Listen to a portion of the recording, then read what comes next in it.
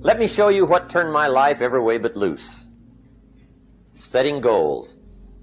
It's easy to get trapped by economic necessity and settle for existence rather than substance. But the best advice I can give you on how to break out of that trap is to learn how to set goals. Mr. Shelf put it to me this way. He said, Jim, if you had enough reasons, you could do the most incredible things. See, reasons will change your whole life. I think you've got plenty of intelligence, you've got plenty of talent, you've got plenty of ability. Probably what you lack is plenty of reasons. Here's what else I found out. Reasons come first, answers come second. Life has a mysterious way of hanging on to all the answers and only gives them up to the people that are inspired by reasons. Now, what are some of the reasons for doing well? Let's go through a quick list. First is personal reasons. Some people do well for respect. Some people do well for the way it makes them feel. They love the feeling of being a winner. And see, it's not just the money anyway. It's the journey, not the money. Once in a while somebody says to me, boy, if I had $1 million, I'd never work another day in my life.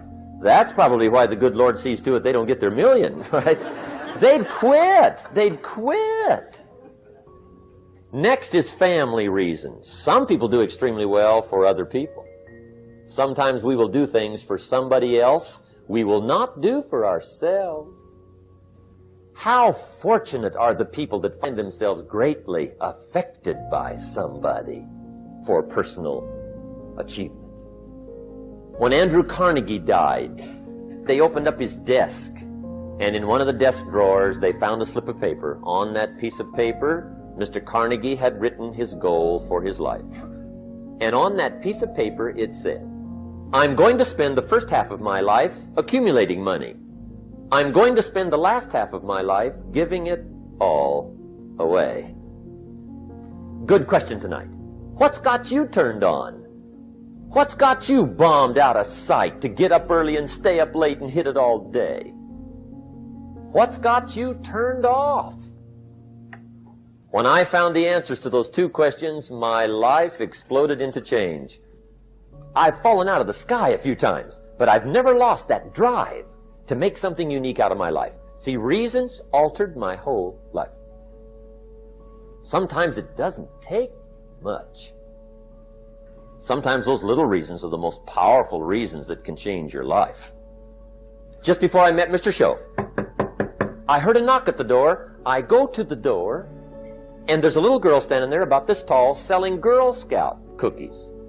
Special deal, several flavors, this whole package of stuff. $2. Big problem. I don't have $2. And I didn't want to tell her that for some reason. So I did what I thought was next best. I lied to her. When she left, I closed the door, and that was the day I said to myself, I don't want to live like this anymore. I promised that day I would work as hard as possible and would always carry plenty. It took me a little while, but now I do. And I guess I carry plenty for two reasons. One is the way it makes me feel, but also in case I bump into another Girl Scout selling cookies. It was just one of those reasons, helped to change my life. One of my dear friends, Robert Depew, Bobby used to be a school teacher, one day decided he wanted to get into sales. When he did, his brother laughed at him, said, Robert's lost his mind. He's going to go down the drain, lose everything. Bobby said, the way my brother acted when I got into sales, he said, that made me so mad. Today, Robert happens to be one of my millionaire friends. Bobby's rich. And my question for you tonight is it possible to get that mad? Wealth is not a matter of intelligence. It's a matter of inspiration. Frank Sinatra said one time, the best revenge is massive success. Hey, get you a long enough list of reasons so that after tonight you never lack for inspiration. Now let me give you a little simple formula for goal setting. First of all, I've divided goals into two parts. First is long range. Your dreams for the next 3, 5, 10, 20, 30, 40 years, actually the rest of your life. You've got to keep dreaming. Where do you want to go? What do you want to do? What do you want to be? What do you want to see? There's a Bible phrase that says, without dreams and visions, people perish. You've got to dream. Don't lose your dreams. That's long-range goals. So that's number one. Here's the second part of goals, short range. That's your goals for tomorrow, this week, this month, this year, the immediate future. That starts building your strong feelings to go for your dreams. Make sure you've got your economics well planned. Economics is major, which means it ought to be meticulously well planned for tomorrow, this week, this month, this year, long range. What if you asked somebody tomorrow if you could see their meticulously well planned list of economic goals? They say, you some kind of a nut? You must be weird. Hey, I found out what success is. Success is doing what the failures won't do. Make a list of the things you want. And on my list of things, now I put everything. Doesn't matter how small it is, it goes on my list. And the reason is, part of the fun of having a list is checking it off. Now, when you check off something major, celebrate. See, we all grow from two experiences. One is called the pain of losing. The other one is called the joy of winning, which also means make losing painful. On the other side, if you did get it, congratulate yourself.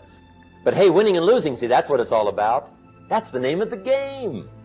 Now, some people lead such mediocre lives, at the end of the day, they don't know whether they're winning or losing. There's a better way. If you do not have it written down, your chances of it happening is reduced drastically. You have to have everything you want written. It's in the Bible. It says, write the vision and make it plain, so that he who reads it will run to it. And even though it tarry, wait for it, for surely it will come at an appointed time. Write everything you want on a piece of paper. Use your wildest imagination. If you can think it, you can achieve it. Come back here 1 year from today and see how much of that stuff then came true. What you think about your dream, and I want you to increase your dream. You have the ability to do more than you can ever begin to imagine. And greatness, ladies and gentlemen, greatness, it's a choice.